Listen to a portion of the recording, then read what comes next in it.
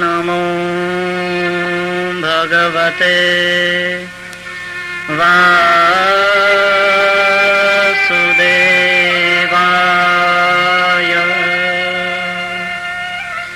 स्वस्ति श्री गणेशाय नमः।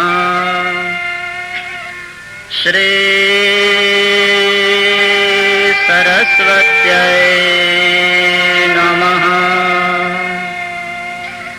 श्री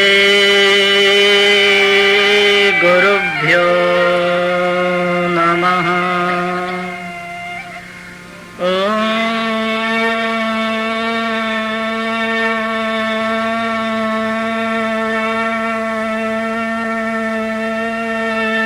नमः पार्वती पतये हर हर महादेव हर। वंशी विभूषितकरान् नवनीरदाभात् पीताम्बराधरुणबिम्बफलाधरोष्ठात्। पूर्णेन्दुसुन्दरमुखात् अरविन्दनेत्रात्। कृष्णात् परं किमपि तत्त्वमहं न जाने। कृष्णत्वदीयपदपङ्कजपञ्जरान्ते अद्य एव मे विशतु मानसराजहंसः। प्राणप्रयाणसमये कफवातपित्तये कण्ठावरोधनविधौ स्मरणं कुतस्ते। श्रीद्वारिकाधीश की जय। श्री बालकृष्ण लाल की जय। सद्गुरुदेव की जय। ओम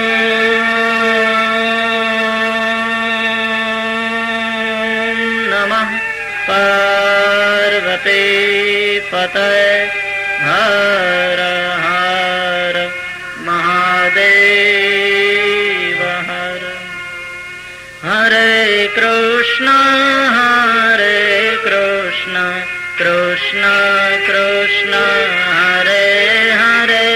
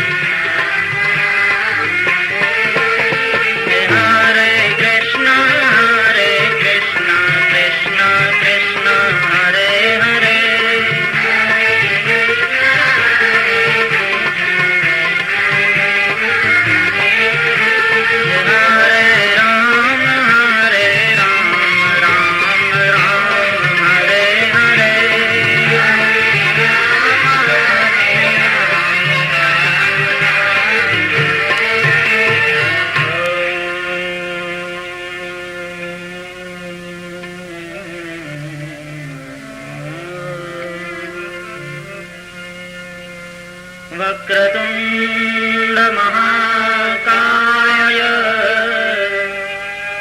सूर्यकोटि समप्रभ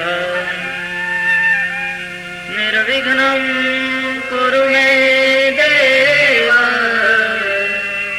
सर्वकार्येषु सर्वदा सच्चिदानन्दरूपाय विश्वोत्पत्त्यादिहेतवे तापत्रयविनाशाय श्रीकृष्णाय वयं नुमः। वासनात् वासुदेवस्य वासितं भुवनत्रयम् सर्वभूतनिवासोऽसि श्रीवासुदेव नमोऽस्तु ते। नमोऽस्तु ते व्यासविशालबुद्धे पुल्लारविन्दायतपत्रनेत्र येन त्वया भारततैलपूर्णः प्रज्वालितो ज्ञानमयप्रदीप यं प्रव्रजन्तमनुपेतमपेतकृत्यम् द्वैपायनो विरहकातर आजुहाव पुत्रेति तन्मयतया तरवोऽभिनेदुः तं सर्वभूतहृदयं मुनिमानतोऽस्मि। या कुन्देन्दुतुषारहारधवला या शुभ्रवस्त्रावृता या वीणावरदण्डमण्डितकरा या श्वेतपद्मासना या ब्रह्माच्युतशङ्करप्रभृतिभिर्देवैः सदा वन्दिता सा मां पातु सरस्वती भगवती निःशेषजाड्यापः। योऽन्तः प्रवेश्य मम वाचमिमां प्रसुप्तां सञ्जीवयत्यखिलशक्तिधरस्वधाम्ना अन्यांश्च हस्तचरणश्रवणत्वगादीन् प्राणान्नमो भगवते पुरुषाय तुभ्यम्। गुरुर्ब्रह्मा गुरुर्विष्णुः गुरुर्देवो महेश्वरः गुरुः साक्षात् परब्रह्म तस्मै श्री गुरवे नमः। श्री गोवर्धननाथ की जय। करारविन्देन पदारविन्दम् मुखारविन्दे विनिवेशयन्तम्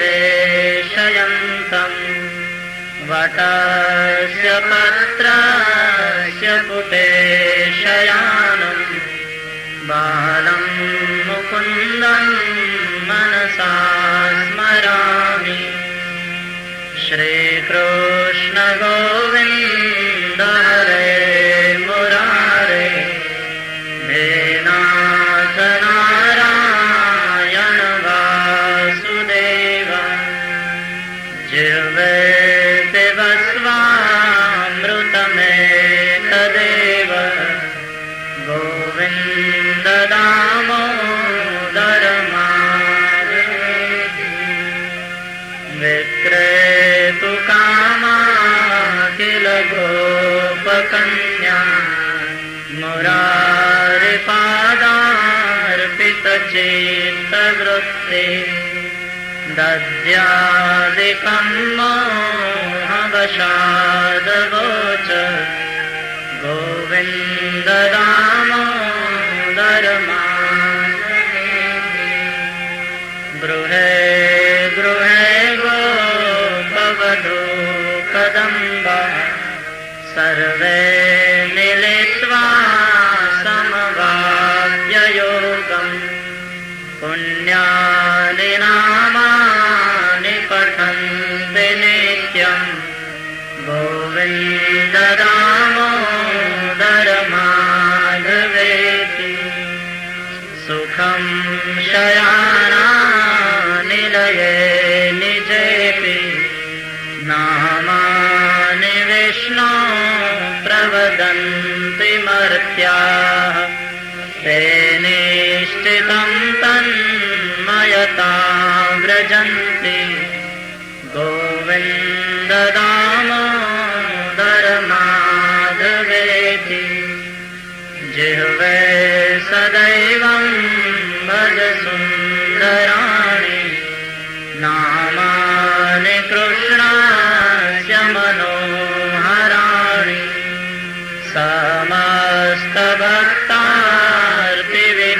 समस्तभक्तार्तिविनाशनानि गोविन्द दामोदर माधवेति सुखावसाने इदमेव सारम् दुःखावसाने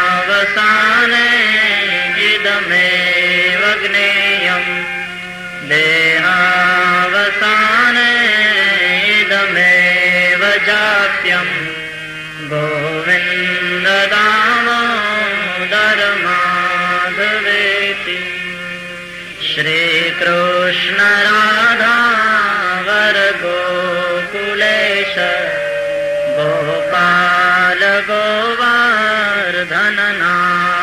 विष्णु जिह्वे पिबस्वामृतमेतदेव गोविन्द दामोदर माधवेति गोविंद माधव स्तोत्र प्रेमथी पाठ जे करे दामोदर दया दान सहजे गोलोक संचरे श्री द्वारिकाधीश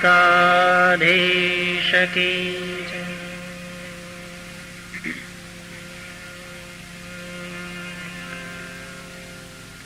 कस्तूरी तिलकं ललाट पटले वक्षःस्थले कौस्तुभम् नासाग्रे वरमौक्तिकं करतले वेणुः करे कङ्कणम् सर्वाङ्गे हरिचन्दनं सुललितं कण्ठे च मुक्तावली गोपस्त्री परिवेष्टितो विजयते गोपालचूडामणिः अस्ति स्वस्तरुणी कराग्रविगलत् कल्पप्रसूनाप्लुतम् वस्तु प्रस्तुतवेणुनादलहरी निर्वाणनिर्व्याकुलम् स्रस्तनिबद्धनी विविलसत् गोपीसहस्रावृतम् हस्तन्यस्तनतापवर्गमखिलो दारं किशोराकृतिः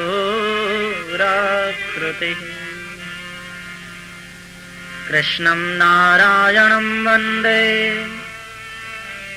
कृष्णं वन्दे व्रजप्रियं कृष्णं द्वैपायनं वन्दे कृष्णं वन्दे पृथासुतम्।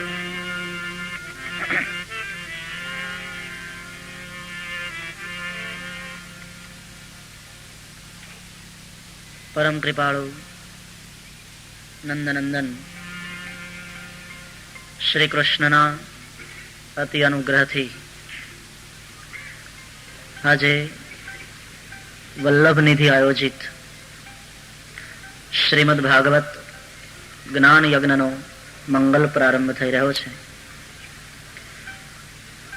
કૃષ્ણ કથા, ગાન, પાન, સ્નાન, શ્રવણ સૌને માટે આપણે સદભાગી થયા છીએ. શુભ સંકલ્પ તો આપણે કરીએ, એ શુભ સંકલ્પને ચરિતાર્થ કરવા માટે પ્રામાણિક પ્રયાસો પણ કરીએ, છતાં સાથે સાથે જો ઈશ અનુગ્રહ ન હોય તો આવા શુભ સંકલ્પો ચરિતાર્થ થઈ શકતા નથી. શુભ સંકલ્પ જાગવો એ પણ ઈશ અનુગ્રહનું જ ફળ છે. આ માર્ગે પગ મૂકવો એ પણ હરિકૃપા વિના સંભવતું નથી. રામચરિતમાનસમાં ગોસ્વામી તુલસીદાસજી એટલા માટે જ કહ્યું છે, અતિ હરિ કૃપા જાહી પર હોઈ, પાવ દેઈ એહી માર્ગ સોઈ. અતિ હરિ કૃપા જાહી પર હોઈ,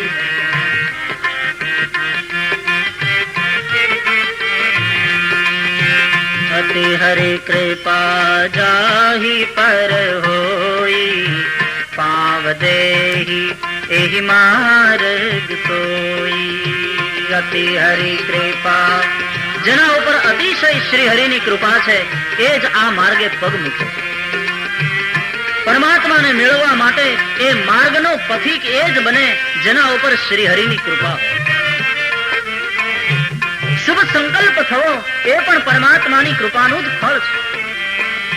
અને એ શુભ સંકલ્પને ચરિતાર્થ કરવા માટેના આપણા સૌના સન્નિષ્ઠ પ્રયાસો ભગવાનની કૃપા એની અંદર મળે ત્યારે જ ભગવત કથા થઈ શકે. શ્રીમદ ભાગવતની અંદર તો લખ્યું છે, એ તસ્માત અપરમ કિંચિન મનઃશુદ્ધ્યૈ ન વિદ્યતે, જન્માંતરે ભવેત પુણ્યમ તદા ભાગવતમ લભે. જન્મ જન્માંતરના પુણ્ય ભેગા થાય, જન્મ જન્માંતરના પુણ્યનો ઉદય થાય ત્યારે શ્રીમદ ભાગવતની કથાના શ્રવણનો કે કથનનો આવો લાવો મળે. અને એમાં પણ આ તો કૃષ્ણ કથા, આ એ ગ્રંથ છે કે જેની રચના કર્યા પછી ભગવાન વેદવ્યાસને કંઈ રચવાનું બાકી રહ્યું નથી. આ એ ગ્રંથ છે કે અનેક પુરાણો રચ્યા પછી પણ ભગવાન વેદવ્યાસ અશાંત હતા. એને એમ લાગતું હતું કે હજી કંઈક ખૂટે છે. અને પછી દેવર્ષિ નારદના કહેવાથી એમણે આ ગાથા રચી અને કૃષ્ણ કથાની રચના પછી ભગવાન વેદવ્યાસ પરમ શાંતિને પામ્યા. આ એ ગ્રંથ છે જે વ્યક્તિને શાંતિ અને સમાજને ક્રાંતિ આપવાની ક્ષમતા ધરાવે.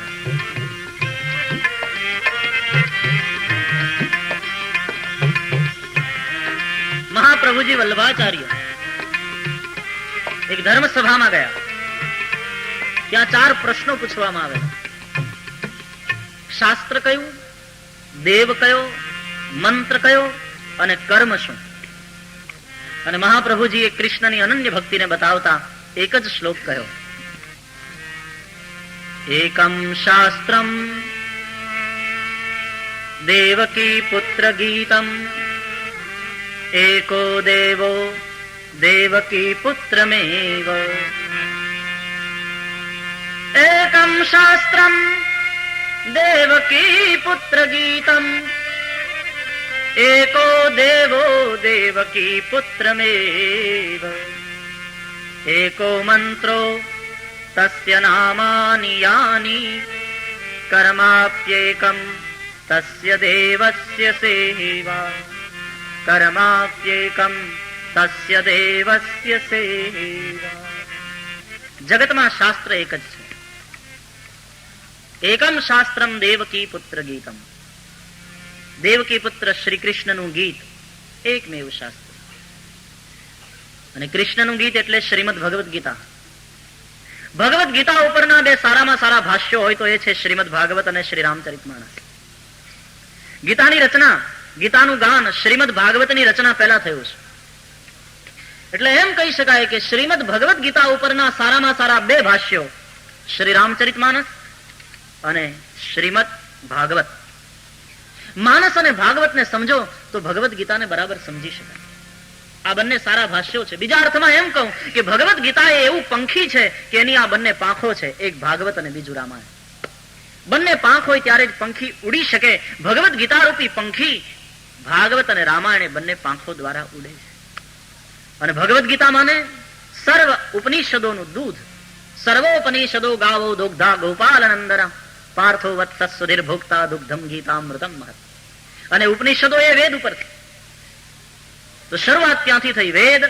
વેદ ઉપરથી ઉપનિષદો, એ સર્વ ઉપનિષદોનો સાર તે શ્રીમદ ભગવદ્ ગીતા, અને એ ભગવદ્ ગીતાને સમજવા માટેના સારામાં સારા બે ભાષ્યો એ શ્રીમદ ભાગવત અને श्री रामचरितमानस.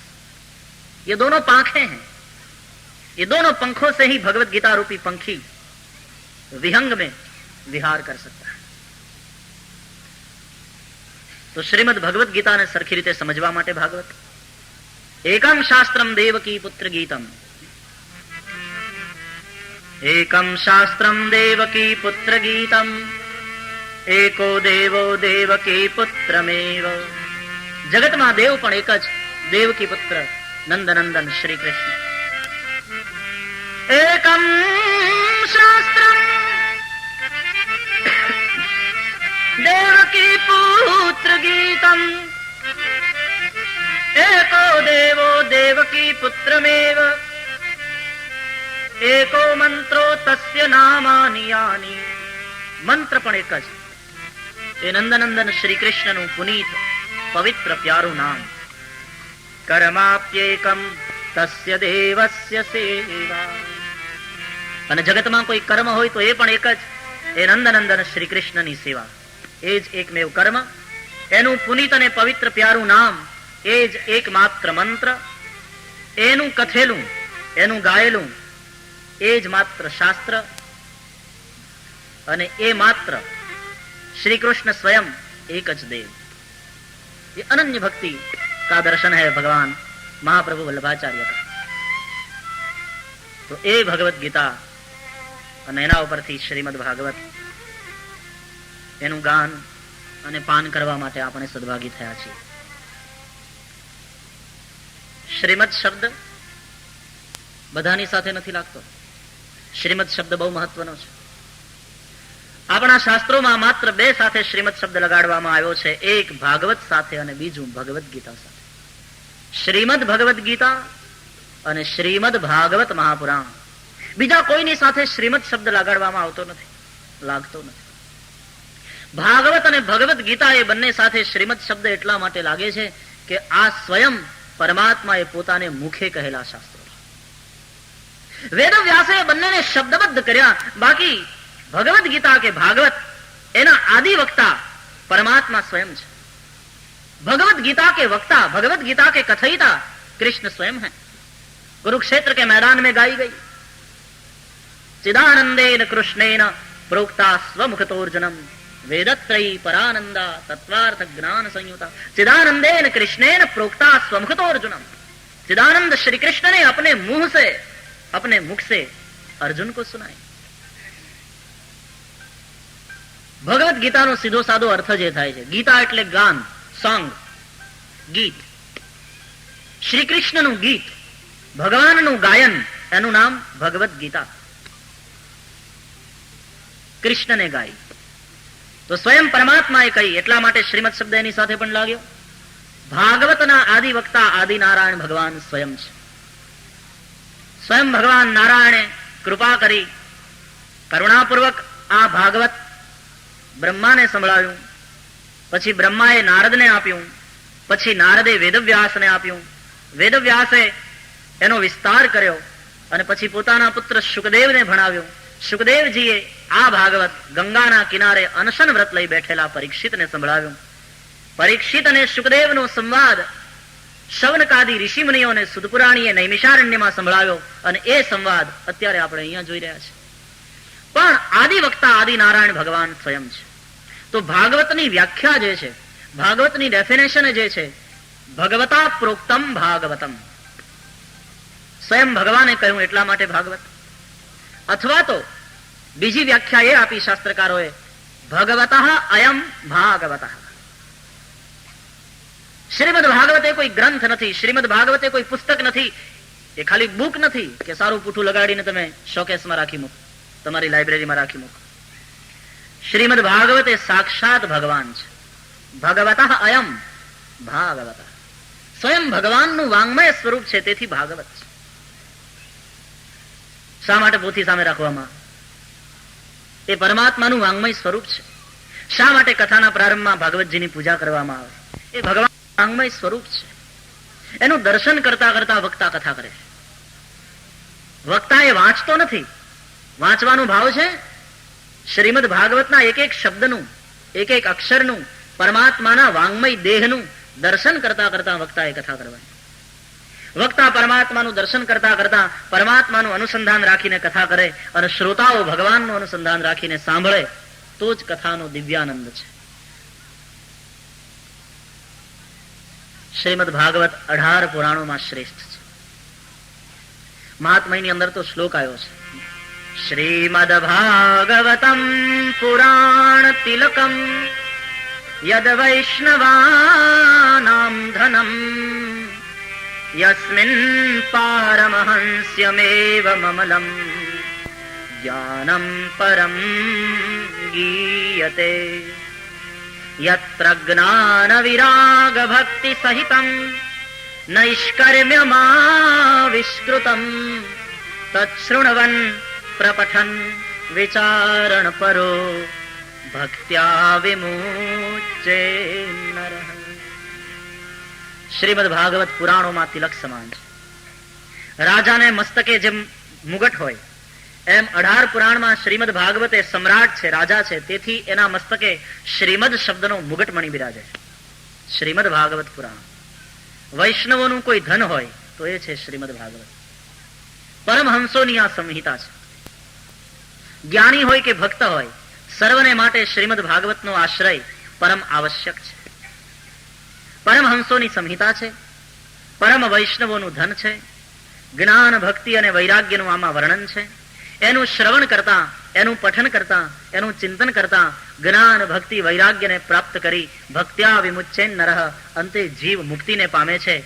જ્ઞાની હોય તો એ મુક્તિને વરે છે અને ભક્ત હોય તો એ પ્રભુને પ્રાપ્ત કરે છે. और यही हमारे जीवन का मकसद है, यही हमारे जीवन का लक्ष्य है, जहां पहुंचना है. भक्त के लिए अपने भगवान सर्वस्व है. श्रीमद् भागवत कथा श्रवण से उसे अपने इष्ट की प्राप्ति होती है. ज्ञानी मोक्ष के लिए, मुक्ति के लिए तड़प रहा है. श्रीमद् भागवत कथा श्रवण से उसे मुक्ति प्राप्त होती है. तो ए श्रीमद् भागवत કૃષ્ણ કથા આજે આપણે સાંભળવા માટે સદભાગી થયા છીએ. કેવી દિવ્ય કથાઓ છે આ માત્ર ઇતિહાસ નથી. રામાયણ અને ભાગવત એ માત્ર ઐતિહાસિક ઘટનાઓનું વર્ણન નથી. માત્ર ઐતિહાસિક ઘટનાઓનું વર્ણન હોત તો એઝ એ સબ્જેક્ટ હિસ્ટ્રી એને શાળા અને કોલેજમાં ભણાવાત, પણ એને માટે આટલા મોટા મંડપ, આટલો સમય અને સંપત્તિનો સદવ્યય કરી અને આપણે બધા અહીંયા એકત્ર ન થતા હોય. એ માત્ર ઐતિહાસિક ઘટનાઓ નથી, મારા અને તમારા જીવનની કથા છે. જીવન જીવતા શીખવાની પાઠશાળા છે શ્રીમદ ભાગવત, શ્રી રામચરિતમાનસ. કથા એ મારીને તમારી સંસારની વ્યથાઓને ભૂલી જથા તથા જેમ છીએ તેમ તે પરિસ્થિતિમાં સંતોષ માની અને પરમાત્માનું ભજન કરવા માટે. રામાયણ શું છે, ભાગવત શું છે, તમે કોઈ જાણતા નથી એવું તો નથી. રામાયણમાં શું છે તમને સૌને ખબર છે. ભાગવત શું છે, કૃષ્ણ કથા શું છે તમને સૌને ખબર છે. અને છતાં પણ આપણે અહીંયા આટલા બધા જિજ્ઞાસાથી, શ્રદ્ધાથી અને ભાવથી બેઠા છીએ. એવું તો એ કથામાં શું છે? આ સામાન્ય નવલકથાકારની લખેલી નવલિકા કે નોવેલ નથી. આ તો સંતોએ વર્ષો સુધીની સાધના કરી, ભાજીના પાંદડા ખાય, જંગલમાં simple living and high thinking, આવા ઋષિ મુનિઓએ વર્ષોની સાધના પછી એમને જે અનુભવ થયો તે અનુભૂતિનો નિચોડ તે આ શાસ્ત્ર. પેલી ગંગામાં સ્નાન કરવું હોય તો અહીંયાથી રૂપિયા ખર્ચી સમયને લઈ અને ભારત પહોંચવું પડે ત્યારે સ્નાન થાય. પણ રામાયણ અને ભાગવતની આ કથા ગંગાઓ તો ભારતમાંથી વહેતી વહેતી ઠેઠ અહીંયા બ્રિટેન સુધી પણ પહોંચે. તમે સ્નાન કરી શકો એટલા માટે આ કથા ગંગા વહેતી વહેતી તમારા સુધી આવે. આ લોકોએ તો સંસ્થા વાળાએ જાહેરાત કરીને તમને સૌને આમંત્રણ આપ્યું હશે. આજે હું વ્યાસપીઠ ઉપરથી તમને સૌને આ કથા ગંગા વારીમાં સ્નાન કરવા માટે હૃદયનું નિમંત્રણ આપું છું. एक पद वड़े आओ गोता लगाओ इसमें. ये भीतर का स्नान है, बाहरी स्नान तो हम हमेशा करते हैं, लेकिन मन की पवित्रता तो तब बनेगी जब हम भीतर का स्नान करें. ये भीतर का स्नान. आओ भाइयों आओ बहनों कथा गंगा ना आओ भाइयों. आइए, you are cordially invited with your family. आओ भाइयों आओ बहनों कथा गंगा ना. कथा गंगा भारत से यहाँ तक आई है. अब सब आइए अपने मित्र परिवार सहित. वैष्णव थवा माटे लेवा जे बोलावो. सच्चे वैष्णव बनना चाहते हो तो आ लेवा जेवो लावो छे. वैष्णव थवा माटे लेवा जेवो लावो. वैष्णव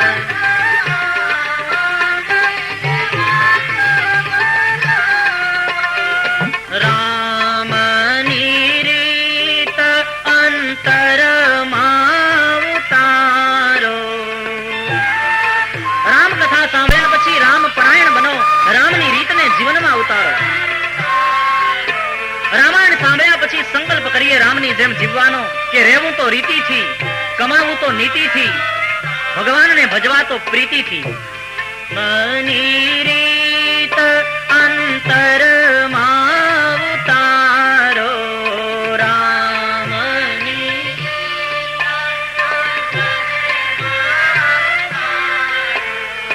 દુર્ગુણ છોડો ત્યાગો ખોટા વિચારો.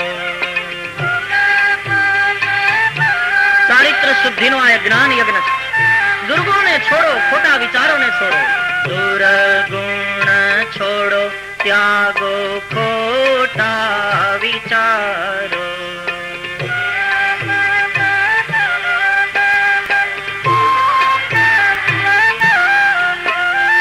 સીતાના સ્વામીનું સ્મરણ કરતા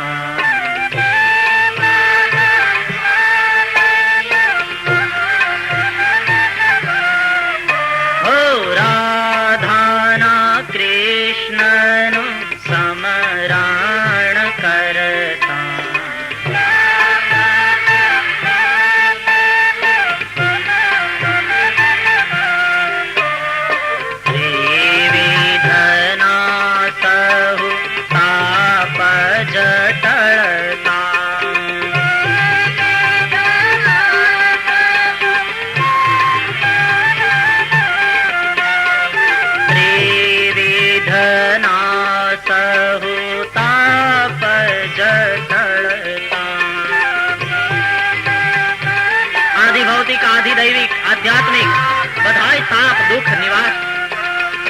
आओ भाइयों आओ बहनों कथा गंगा ना.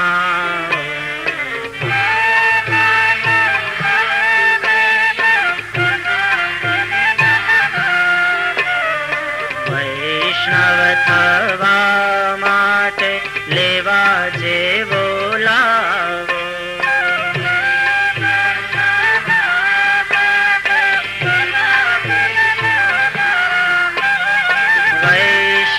થવા માટે લેવા જે બોલાવો.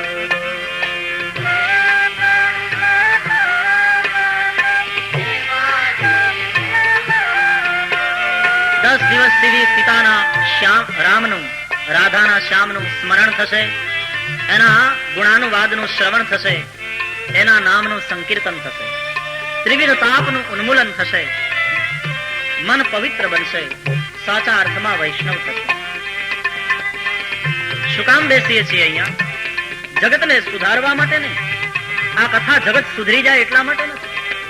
રામ અને કૃષ્ણ આવ્યા, જગત એવું ને એવું રહ્યું. કોઈ સુધારી શક્યું નથી જગતને. ભગવત કથા બીજા સુધરે એટલા માટે નહીં, ભગવત કથા આપણે સ્વયં સુધરીએ એટલા માટે. સ્વને સુધારવાનું આ સાધન છે. જગને સુધારવાનું અશક્ય ધારો, એ અશક્ય છે. જગત સુધરે. गैर मुमकिन है कि दुनिया अपनी मस्ती छोड़ दे, ये नामुमकिन है कि दुनिया अपनी मस्ती छोड़ दे, इसलिए ऐ दिल तू ये बेकार बस्ती छोड़ दे, इसलिए तू ये बेकार बस्ती छोड़ दे. छोड़ सब झंझाल और यहाँ बैठ પોતાને સુધારવા માટે. જગને સુધારવાનું અશક્ય ધારો,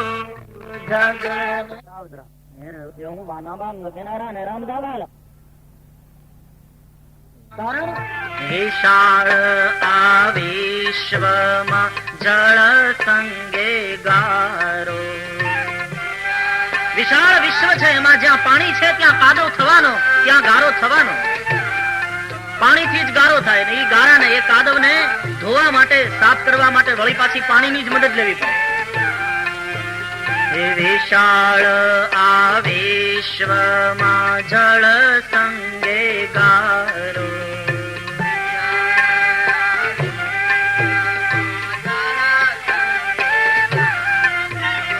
વાત ઠીક લાગે તો અંતર ઉતારો. તમને ઠીક લાગે તો, કોઈ બળજબરી નહીં. વાત ઠીક લાગે તો અંતર ઉતારો.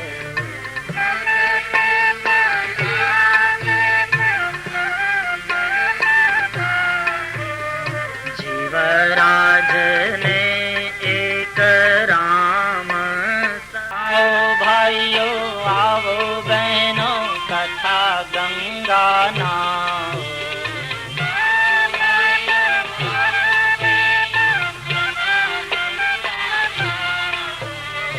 વૈષ્ણવ થવા માટે લેવા જે બોલાવો,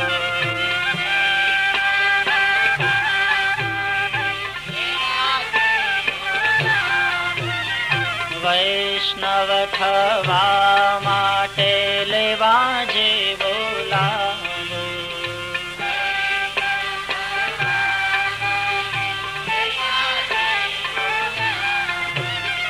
વૈષ્ણવ થવા માટે લેવા જે બોલાવો.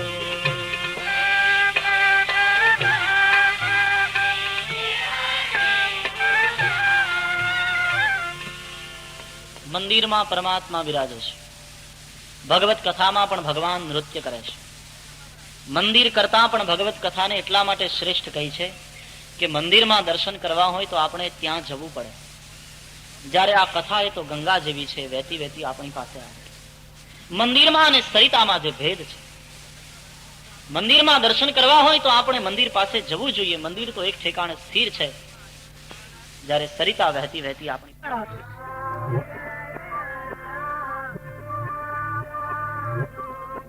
ઋષિકેશ જવાની, હરિદ્વાર થી ગંગા વહેતી વહેતી અલ્હાબાદ પહોંચે, ત્યાંથી વહેતી વહેતી કલકત્તા પહોંચે. કલકત્તા વાળાએ પૈસા ખર્ચી અને ગંગામાં સ્નાન કરવા માટે હરિદ્વાર જવાની જરૂર ન પડે.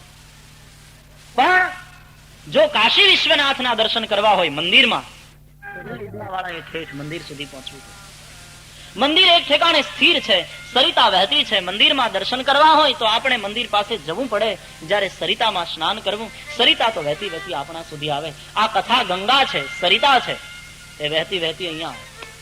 એ માત્ર ભારત પૂરતી જ મર્યાદિત નહીં, એ વહેતી વહેતી દુનિયાના અનેક દેશોમાં કંઈક ને વૈષ્ણવ બનાવવા માટે આવે છે. માત્ર ભારતીયોને જ નહીં, વિદેશીઓ પણ આમાં સ્નાન કરી કરીને વૈષ્ણવ બન્યાના કેટલા દાખલા આપણી પાસે છે. મંદિરમાં દર્શન કરવા જવું હોય તો સમયસર જવું જોઈએ, નહીં તો દર્શન બંધ પણ થઈ જાય. और वापस लौटना पड़े बिना दर्शन किए। लेकिन सरिता में अगर स्नान करने जाना चाहो कभी भी जाओ, दरवाजे बंद ही नहीं होते सरिता के। कहती है सरिता कभी भी आओ, कोई बात नहीं। મંદિરમાં દર્શન કરવા જઈએ તો આપણી અને ભગવાનની વચ્ચે એક દૂરી બની રહે. ભગવાન અંદર છે, આપણે બહાર છીએ. અંતરથી અંતર્યામીથી અંતર ન રાખીએ એ તો બરાબર, પણ એક ભૌતિક દૂરી, એક ભૌતિક અંતર ભગવાન અને આપણી વચ્ચે. અંદર જવા માંગીએ તો પણ પૂજારી ન જવા દે.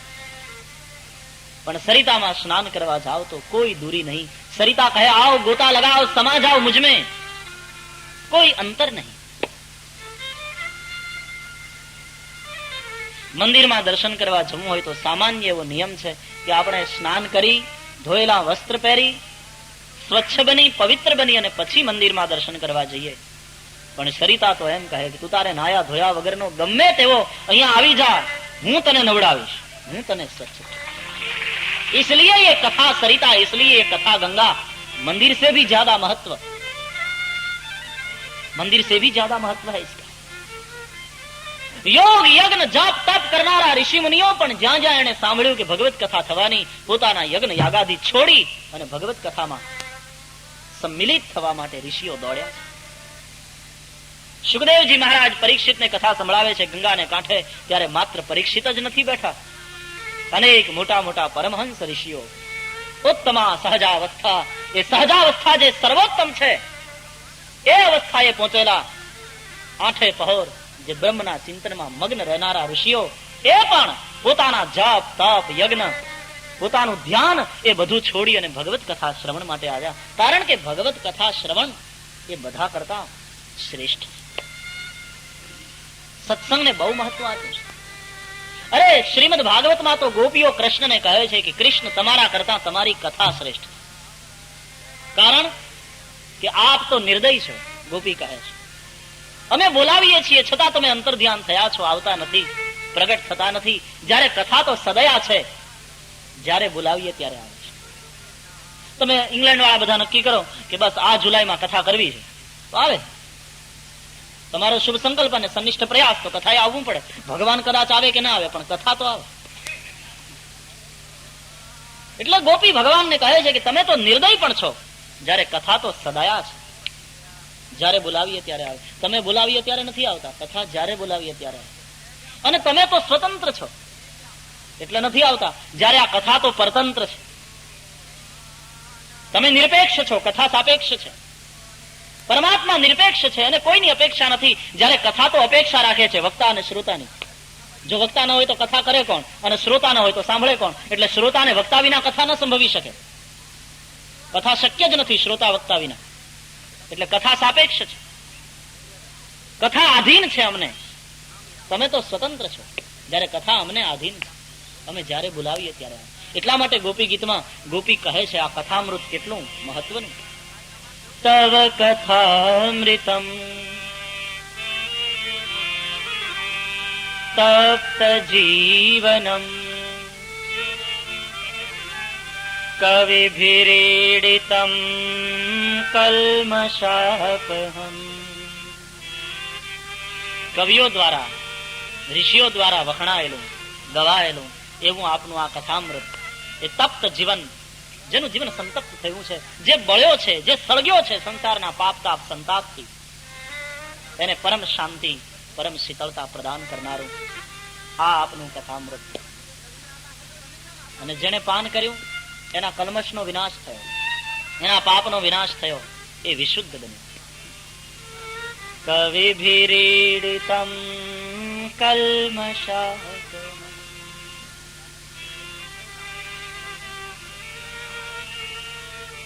आपने सुना होगा, आपने भागवत की कथा भी सुनी है, पढ़ी भी होगी, आपने देखा है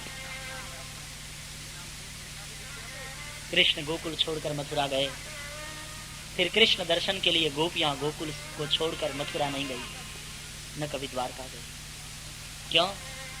कहती है हमें आपकी आवश्यकता नहीं, आपका कथामृत जो हमारे पास, हम जी लेंगे आपके कथामृत के आधार पर.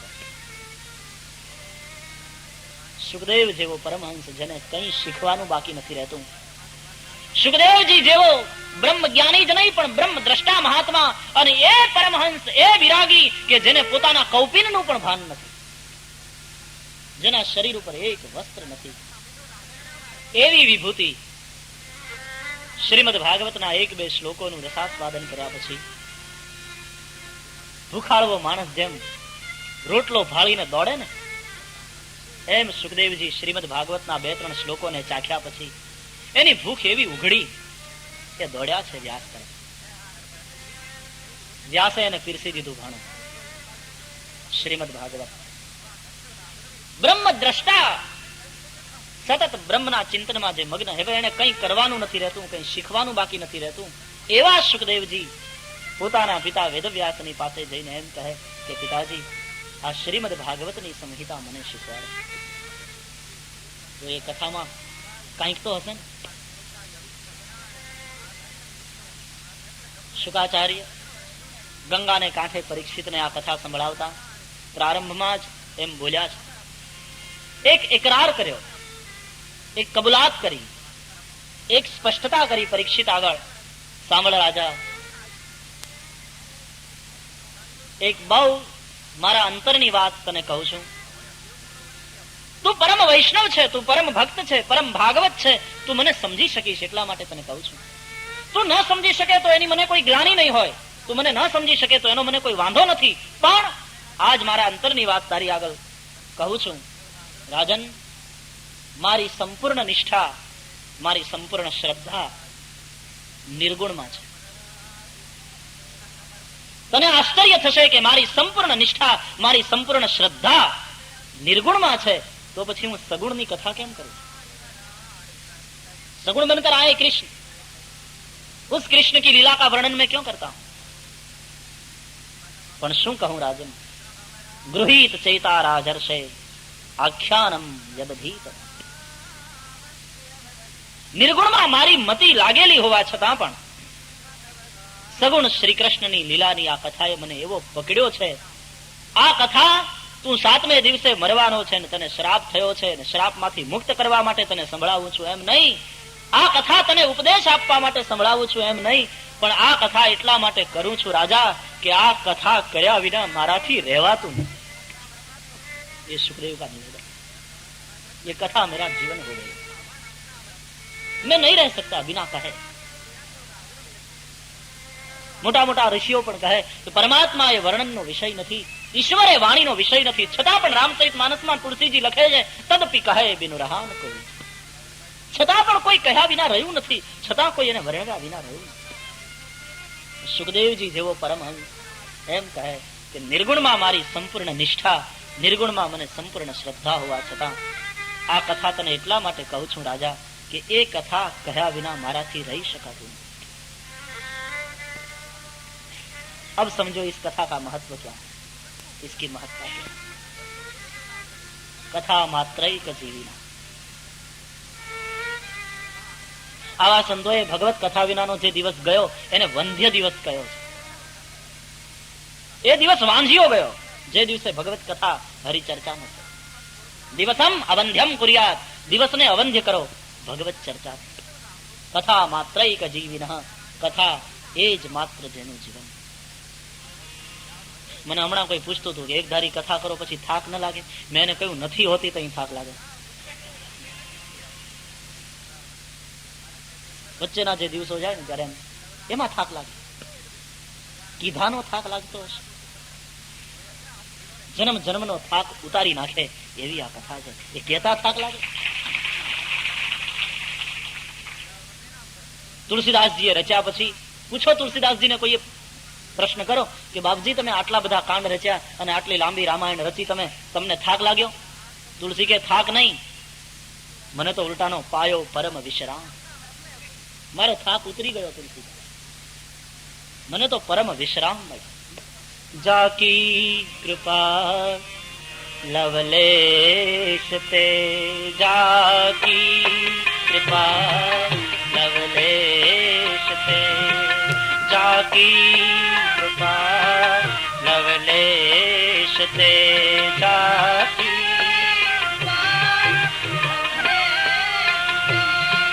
મતિ मतिमंद तुलसीदास हूँ, मतिमंद तुलसी,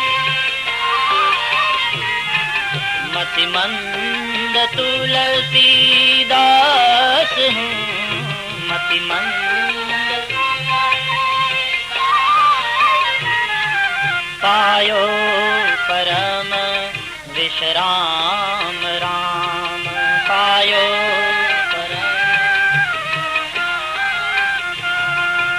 पायो परम विश्राम राम, पायो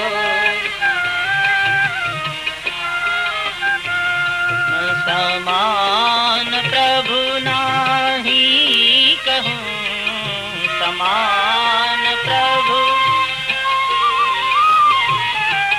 पायो परम विश्राम राम, समान प्रभु नाही कहूँ, पायो परम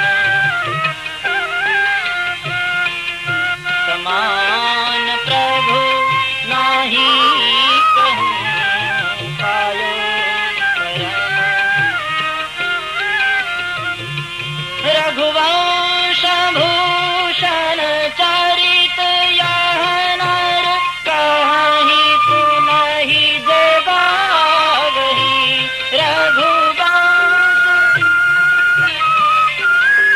रघुवंश भूषण श्री रामना चरित्रनी कथा कहता, સાંભળતા, ગાતા થાક ન લાગે, જન્મ જન્માંતરનો થાક ઉતરે અને પરમ વિશ્રામ મળે.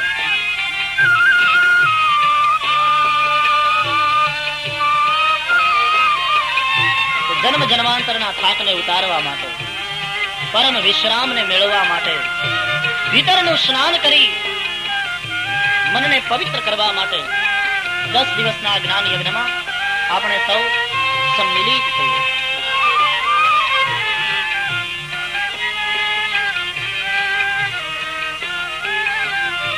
આગળ શ્રીમદ ભાગવત કથા અને રામાયણની કથા એ માત્ર કથા નથી, એ જીવન જીવતા શીખવાની પાઠશાળા છે. જીવો છો? મોટા ભાગના લોકો જીવતા નથી, માત્ર શ્વસે છે. શ્વાસ ચાલે છે, પણ શ્વાસ ચલાવનારમાં વિશ્વાસ છે તો જીવન જીવન નથી. અને જો એ શ્વાસ ચલાવનારમાં વિશ્વાસ નથી, બેનું બેશબાસ ભક્તિ નહીં, તેહી બેનું દ્રવહીન રામ. માનસને તુલસીજીને लिखा है, જો વિશ્વાસ નથી એ શ્વાસ ચલાવનારામાં તો વિશ્વાસ વિના ભક્તિ નહીં. અને જ્યાં સુધી ભક્તિ નહીં ત્યાં સુધી રામ દ્રવે નહીં. રામ કૃપા બિनु સપને હું जीवन लह विश्राम, और जब तक राम कृपा नहीं तब तक परम विश्राम प्राप्त नहीं होता. એટલા માટે તો થાકી જઈએ. મોટા ભાગના થાકેલા નથી જણાતા. ઘણા લોકો તો 45 વર્ષે ભગવાનને પ્રાર્થના કરતા હોય કે હે દીનાનાથ હવે ઉપાડી લે તો સારું, દોરી ખેંચી લે મારા વાલા. ઉપરથી પેલો જવાબ આપે કયું નો ખેંચું, તું ઉપડતો નથી. દોરી ખેંચી ખેંચીને મારે અહીં ફીંડલા ભેગા થયા. તું ઉચકાતો નથી, તું ઉપડતો નથી, આમાં હું કેટલીક ખેંચું. 45 વર્ષે માણસ થાકી જાય. એનું કારણ બીજું બધું આપણે બહુ શીખ્યા. રૂપિયા કેમ મેળવવા, કોઈને કેમ છેતરવો, મોટાઈ કેમ મેળવવી, કામ કોકે કર્યું હોય ને આપણે કેમ જસ ખાટી લેવો, એ અનેક આવડત આપણામાં આવી ગઈ.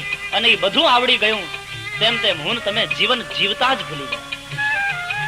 રૂપિયા મેળવતા માણસ શીખી ગયો, કીર્તિ મેળવતા માણસ શીખી ગયો, ત્યારથી જીવન જીવતા ભૂલી ગયો. મને કહેવા દો, આ 10 દિવસની પાઠશાળાનો કોર્સ છે, જીવન જીવતા શીખવાની પાઠશાળા.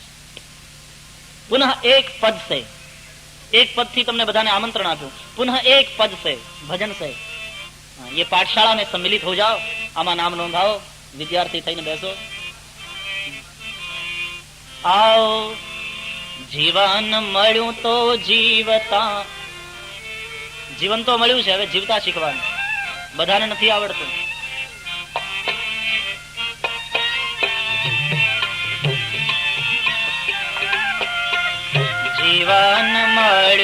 તો જીવતા શીખજો રે.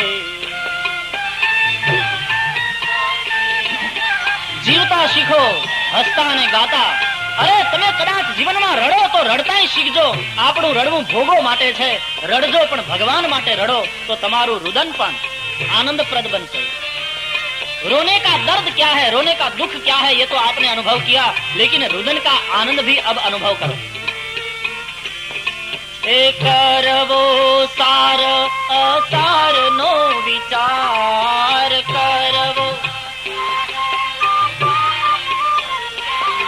सार असार નો વિચાર કરવો. શું ખાવું, શું ન ખાવું, શું પીવું, શું ન પીવું, શું બોલાય, શું ન બોલાય. सार असार नो विचार करवो. हे जीवन મળ્યું તો જીવતા શીખજો રે.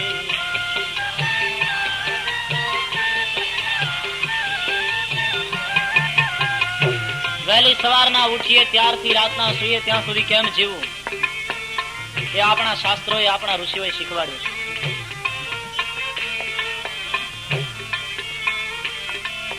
પ્રાત સમય પ્રભુ સ્મરણ તો કીજીએ રે.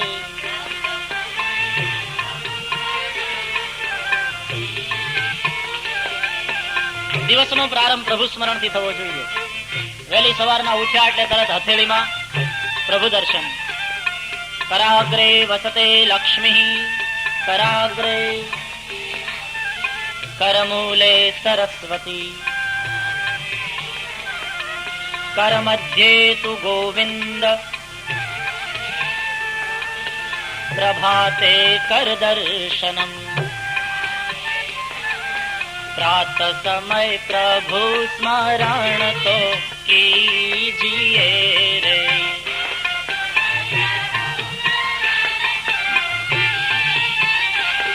એ પ્રેમથી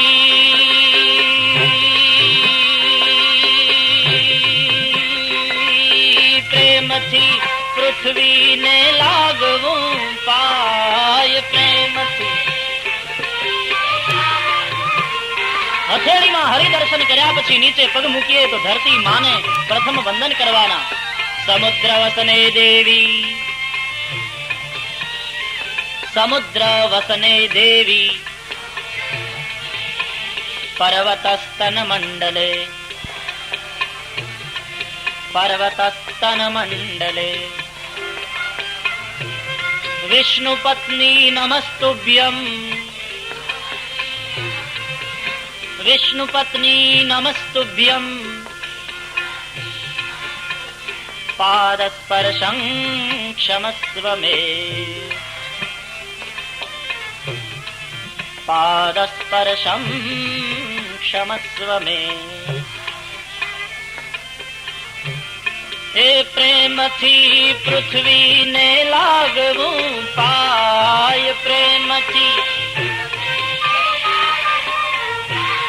હે જીવન મળ્યું તો જીવતા શીખજો રે.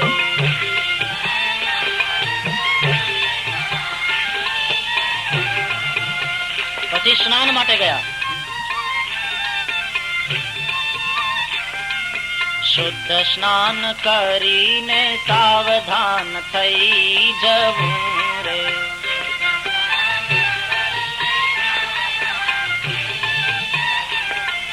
ભલે તમે અહીંયા વિદેશમાં હો, પણ સ્નાન કરતી વખતે બધી સરિતાઓનું સ્મરણ કરો, તીર્થોનું સ્મરણ કરો, તેનું આવાહન કરો. ગંગે ચ યમુને ચૈવ, ગંગે ચ યમુને ચૈવ, ગોદાવરી સરસ્વતી, નર્મદે સિંધુ કાવેરી, જલેસ્મિન સન્નિધિમ કુરુ. આ જળમાં આવો, શુદ્ધ સ્નાન કરીને સાવધાન થઈ જવું રે.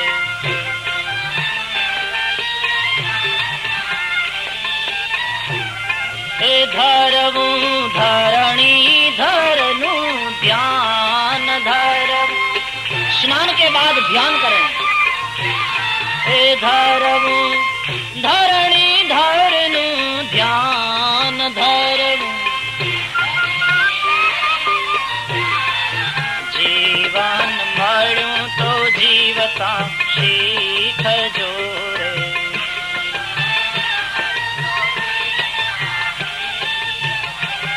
સ્નાન કે બાદ ધ્યાન કરો. આવા શ્લોક તો બધાને આવડવા જ જોઈએ. દૈનંદિન કાર્યક્રમમાં બહુ કામના છે. નમો સ્વનંતાય સહસ્રમૂર્તયે સહસ્રપાદાક્ષિ શિરોરુબાહવે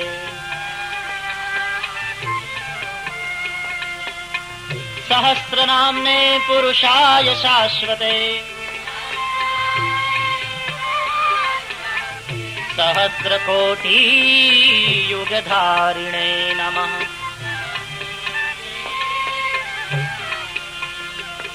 એ ધરવું ધરણી ધરનું ધ્યાન ધરવું.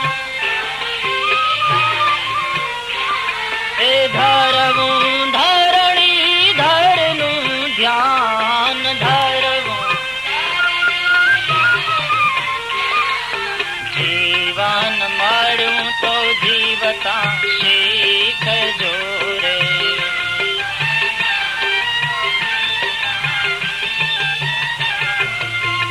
આ ક્રમ છે. એને બદલે પત્ની હાથમાં ચાનો કપ લઈને જગાડવા આવે અને પલંગમાં બેઠા બેઠા ચા ઠપકારી જાઓ. અને બેડ ટી કહે છે ને, બેડ ટી.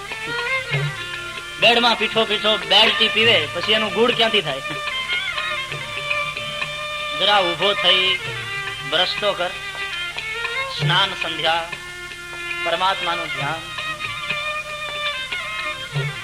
અને પછી આપણે આપણા કામ ધંધે જવા નીકળીએ તો પોતાના કામ ઉપર જતા પહેલા માર્ગમાં જ્યાં મંદિર આવતું હોય, જ્યાં પરમાત્મા બિરાજતા હોય, ત્યાં દેવ દર્શન માટે.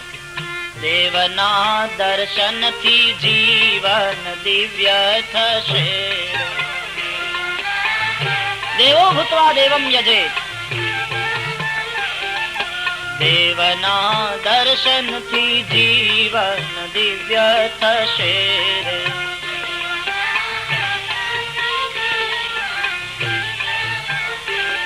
હે કર્મમાં રાખવો નીતિનો વિચાર. કર્મમાં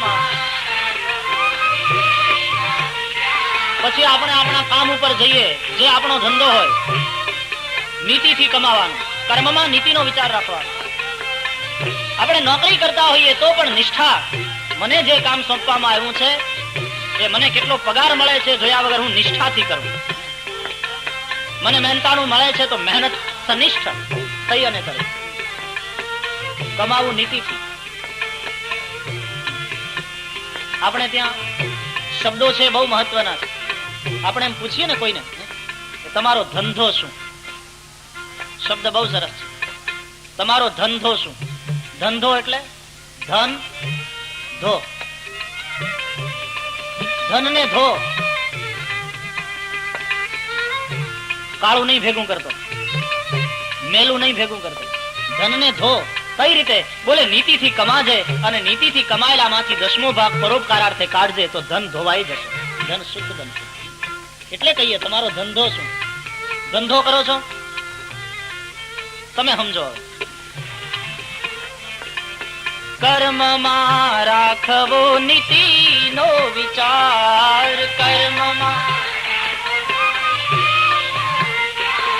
એ કર્મમાં રાખવો નીતિનો વિચાર. કર્મમાં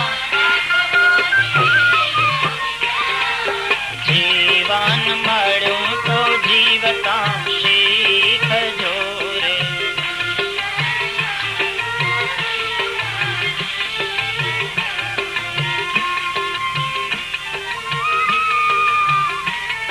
આટલું કરો. સાંજે થાક્યા પાક્યા ઘરે આવ્યા, ઠાકોરજીની આગળ ઘીનો દીવો અગરબત્તી કરી, પ્રાર્થના કરી. જમ્યા પછી થોડી વાર ઘરના બધાય સદસ્ય ભેગા થઈ નિત્ય સત્સંગ કરો. યા તો જ્યાં નિત્ય ચાલતો હોય ત્યાં જઈએ અને એમાં ભાગ લઈએ, અથવા તો દરેક ઘરમાં રામાયણને લઈને, ભાગવતને લઈને, કાં તો રામાયણના 2-3 દોહાઓનો દરરોજ પાઠ થાય એટલી કથા થાય, ભાગવતજીના એકાદ અધ્યાયનું પાઠ થાય, થોડી વાર સંકીર્તન થાય. નિત્ય સત્સંગ. સત્સંગ એ ઔષધિ નથી, અન્ન ને જળ છે. ઔષધિ તો માંદા પડીએ ત્યારે લેવાય. સત્સંગ તો અન્ન અને જળ જેટલું આવશ્યક છે. અન્ન અને જળ જેમ દરરોજ લઈએ, સત્સંગ હંમેશા થવો જોઈએ. સત્સંગ જીવન તારાને સુધારશે રે.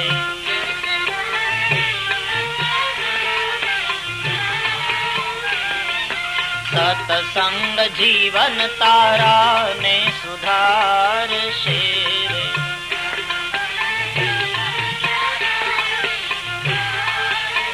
નિત્ય સત્સંગ કરો, જીવન સુધરશે. એક ઘડી આધી में पुनियाद,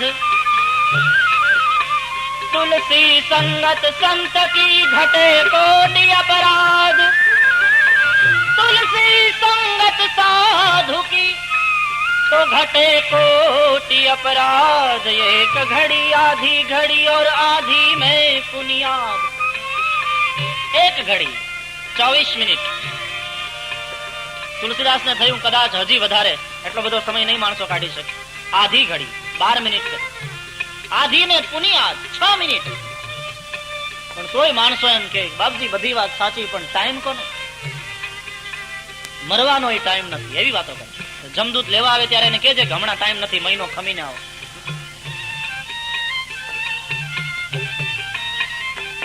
ટાઈમ નથી એમ બૂમ મારનારાઓની પાસે કુથલી માટે કેટલો ટાઈમ હોય? ટાઈમ નથી એ તો બાના રહેવા જ દો. કુથલી ન કામનીમાં તૃષ્ણાદામ ચામનીમાં જારી કરી જામનીમાં ખૂબ બેઠો ખોઈને, જમવા જમાડવામાં બીજાનું બગાડવામાં એકે પૈસો આપવા મંગાવ્યો નહીં કોઈને. જાય જાય જીવતર જો ને તારું જેવી રીતે જળ વહેવું જાય, સાથે જંતુઓ બી જાય. ખાય ખલક ને ખોતરી ખચિત કાળ, નખ ખાય નેણ ખાય શિરની શિખાય. કુથલી ન કામનીમાં તૃષ્ણાદામ ચામનીમાં જારી કરી જામનીમાં ખૂબ બેઠો ખોઈને, જમવા જમાડવામાં બીજાનું બગાડવામાં એકે પૈસો આપવા મંગાવ્યો નહીં કોઈને. કુથલી માટે સમય મળે.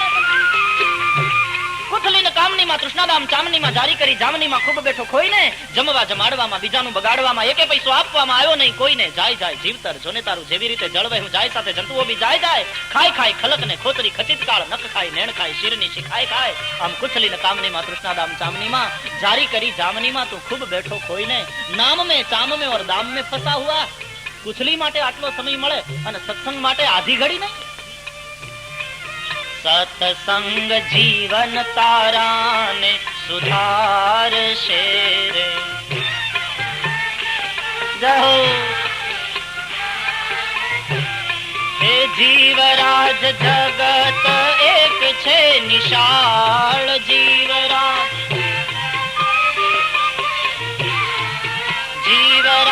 જગત એક છે નિશાળ. જીવરાજ જીવન મળ્યું તો જીવતા શીખજો રે.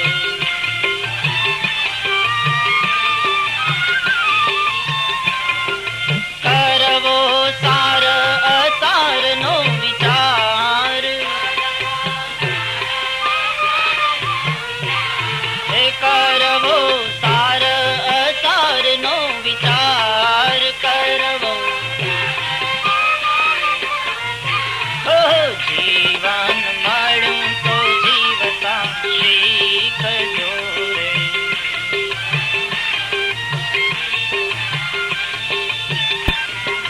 જીવન મળ્યું તો જીવતા શીખજો રે.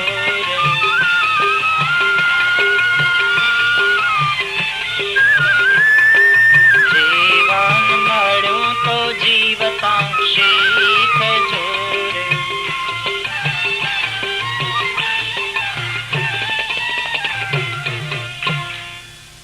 ચાલો જીવન જીવતા શીખીએ. 10 દિવસની આ જીવન જીવતા શીખવાની પાઠશાળાનો કોર્સ છે. એટલા માટે કથા આગળ શું કામ આપણે ભેગા થવાનું છે 10 દિવસ? એના કારણોની ચર્ચા. કંઈક હેતુ તો હોવો જોઈએ, સમજી તો લેવું જોઈએ. અહીંયા આવો તો કઈ નક્કી કરીને આવો કે શા માટે આવો. જીવન જીવતા શીખવા માટે પાઠશાળા છે આ. બીજું, ખોટું જીવન જીવીએ એનું કારણ શું છે? આપણી પાસે સાચી દ્રષ્ટિ નથી. આંખ તો બધા પાસે છે, પણ દ્રષ્ટિ બધા પાસે નથી હોતી. આંખમાં અને દ્રષ્ટિમાં ભેદ છે, થોડો ફરક છે. આંખ જોવાનું કામ કરે છે, પણ દ્રષ્ટિ હોવી જોઈએ. હું ઘણી વાર કહું કે આંખ ઈશ્વરે આપણને આપી તો ખરી, પછી આપણે એના અલગ અલગ ઉપયોગ પણ કરીએ.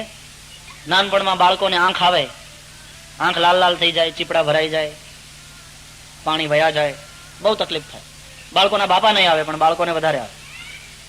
તો નાનપણમાં આંખ આવે, આંખનો રોગ, આપણે એમ કહીએ આંખો આવી. તો નાનપણમાં આંખ આવે તોય તકલીફ, અને પછી ઘડપણમાં આંખ જાય તોય તકલીફ. તો આંખ આવે તોય તકલીફ, પછી ઘડપણમાં આંખ જાય તોય તકલીફ, આંખમાં ક્યાંક પડે તોય તકલીફ, અને આંખ કોકના ઉપર પડે તોય તકલીફ. આંખમાં ક્યાંક પડે તોય કેટલું ખટકે છે, કેટલી મુશ્કેલી થાય. કોઈકને કેવું પડે, જો તો મારી આંખમાં શું પડ્યું. અને આશ્ચર્યની વાત જ એ છે કે જે આંખ આખા વિશ્વને જોઈ શકે છે, તે આંખ પોતાની અંદર પડેલા કણાને જોઈ શકતી નથી. એને માટે કોઈક બીજાની પાસે જવું પડે, કેવું પડે, જો ને મારી આંખમાં શું પડ્યું છે, કણું પડ્યું હોય તો કાઢી આપ. એનો અર્થ એ થયો કે આપણી આંખથી આપણને બીજાના દોષ તો બહુ દેખાય, પણ આપણી પોતાની આંખમાં કેટલા વિકારના કણા પડ્યા છે ને એ ખટકે છે, એ આપણને દેખાતા નથી. એની માટે તો કોઈક સંતની પાસે જવું જોઈએ, કહેવું જોઈએ, મારી આંખમાં જોઈ દો મહારાજ, શું ખટકે છે મને. કોકની આંખમાં ઈર્ષાના કણા પડ્યા છે, કોકની આંખમાં વિકારના કણા પડ્યા છે, અને ઈર્ષા, અદેખાય, વિકાર, આ બધા કણા એવા ખટકે છે કે આપણને સાચું દેખાતું નથી અને જીવનમાં પીડા પેદા થાય. આંખમાં ક્યાંક પડે તોય તકલીફ, અને આંખ કોકના ઉપર પડે તોય તકલીફ. પતિ પત્ની જતા હોય બજારમાંથી, સારી સાડી ઉપર પત્નીની, એટલા માટે તો આ લોકો શોકેસમાં પૂતળા ગોઠવે છે કે પત્નીની નજર પડે, એની આંખ પડે. અને જેવી આંખ પડી એટલે શું થાય? 150 પાઉન્ડના ખર્ચામાં નથી ઉતરી જતા. એક જણો દોડતો દોડતો જતો હતો, રસ્તામાં એનો મિત્ર મળ્યો કે શું ઉતાવળ, શું દોડા દોડી? પેલો કે મારી પત્નીની આંખમાં કણું પડ્યું, ડોક્ટર પાસે લઈ જવી પડી, 10 પાઉન્ડનો ખર્ચો થઈ ગયો. ડોક્ટર એને તપાસી અને આઈ ડ્રોપ્સ લખી આપ્યા, બીજી દવા. તો એનો દોસ્તાર કહે તું મારા કરતા ભાગ્યશાળી છે. કેમ? તો કે તારી પત્નીની આંખમાં કણું પડ્યું અને તારે 10 પાઉન્ડનો ખર્ચો થયો. મારી પત્નીની આંખ એક સારી સાડી ઉપર પડી, મારે 150 પાઉન્ડનો ખર્ચો. આંખમાં ક્યાંક પડે તોય ખર્ચો થાય, ને આંખ કોકના ઉપર પડે તોય ખર્ચો તો ખરો જ. તો આંખ આવે તોય તકલીફ, પછી ઘડપણમાં આંખ જાય તોય તકલીફ, આંખમાં ક્યાંક પડે તોય તકલીફ, આંખ કોકના ઉપર પડે તોય તકલીફ, આંખ ઉલળે, આંખનો ઉલાળો, હા તોય તકલીફ, કોકનું ચપ્પલ ખાવું પડે, એ કઈ સંસ્કાર ન કહેવાય. તો આંખ આવે તોય તકલીફ, આંખ જાય તોય તકલીફ, આંખમાં ક્યાંક પડે તોય તકલીફ, આંખ કોકના ઉપર પડે તોય તકલીફ, આંખ ઉલળે તો પણ તકલીફ, પણ એની એ આંખ જો ઉઘડે તો જીવન ધન્ય બની. આ બધામાં તકલીફ છે, પણ જો આંખ ઉઘડી ગઈ, અને આંખ ઉઘડે એટલે સવારના 7 વાગે તમે પલંગમાંથી ઉભા થાવ ને આંખ ઉઘડે એ નહીં. એમ તો ઘણી ઉઘડી આપણે જાગ્યા નહીં. આંખ સાચા અર્થમાં ત્યારે ઉઘડી ગણાશે, સાચા અર્થમાં ત્યારે આપણે જાગૃત થયા ગણાઈશું કે જ્યારે પછી તમામ વિષય વિલાસોનો પૂછો, આંખ ઉઘડી કોને કહેવાય, પૂછો જાગૃતિ કોને કહેવાય, રામાયણને પૂછો, તુલસીજી જવાબ આપે છે.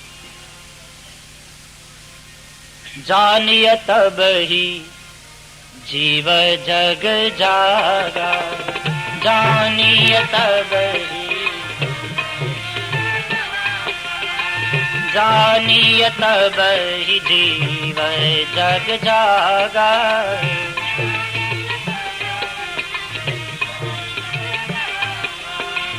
जब सब विषय विलास विरागा, गायो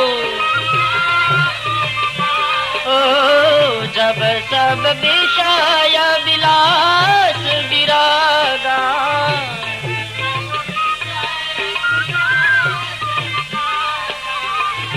मानिय तब ही जीवन जग जागा।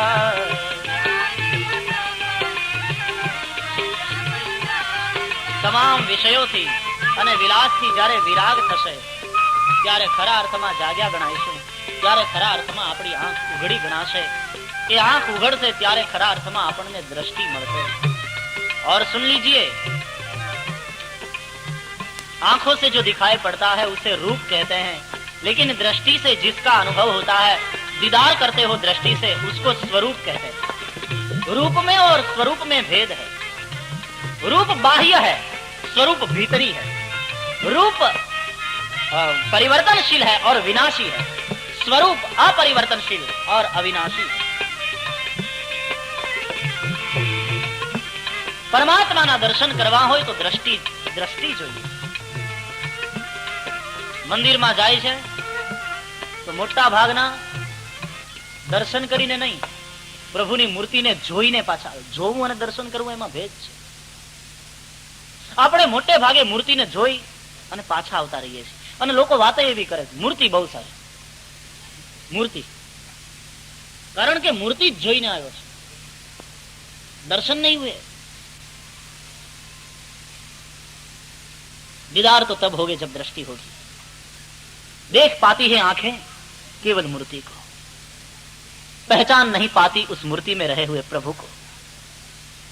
चाहिए दृष्टि, अनिवार्य है दृष्टि पहचान के लिए, दर्शन के लिए, दीदार के लिए। पाउंड नी नोट होय तो 10 पाउंड नी नोट आंख नोट पैसा ने नहीं जोती, आंख तो खाली छापेला कागळ ने जुए छे, પણ બુદ્ધિ એમાં પૈસાનું દર્શન કરે છે કે આ 10 પાઉન્ડ છે, ફેંકી નહીં દેતો, રાખી મૂક, 5 દાડા નીકળી જશે। આંખ તો માત્ર છાપેલા કાગળને જોવે છે, પણ બુદ્ધિ એમાં પૈસાનું દર્શન કરે છે। આંખ માત્ર મૂર્તિને જોવે છે, પણ શ્રદ્ધા હશે તો એની અંદર દામોદરના દર્શન। જે દ્વારકાનાથના દર્શન મીરાએ અને નરસૈયાએ કર્યા, એ જ દ્વારકાનાથના દર્શન આપણે પણ કરીએ, પણ नरसिंह मीरा ना दर्शन में फेर और अपना दर्शन में फेर। हमारी तकलीफ यह है, हम केवल मूर्ति को देखते हैं, क्योंकि दृष्टि नहीं, केवल आंखें हैं, दृष्टि चाहिए। आंख तो जोवानुं काम करे, दर्शन माटे तो दृष्टि જોઈએ। दर्शन शब्द तो ऊंचो है, જોવું અને દર્શન કરવું બહુ ફેર છે। મંદિરમાં પરમાત્માને દર્શન કરવા જઈએ, જોવા નથી તો। અને છોકરાનો વેશવાળ કરવો હોય તો